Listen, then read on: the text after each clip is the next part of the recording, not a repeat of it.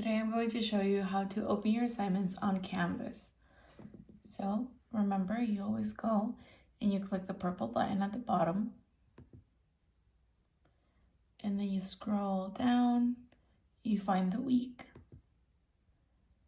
and then you scroll down more and you find the day. Then you're going to click on the assignment. So let's do reading assignment first. Oh, but something different popped up. The reason something different popped up is because I want to train you guys on how to do it all by yourselves eventually. So when this pops up, this is called the course syllabus.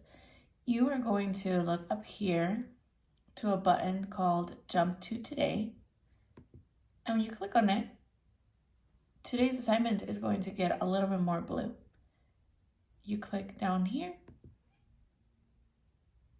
and then you're in today's assignment.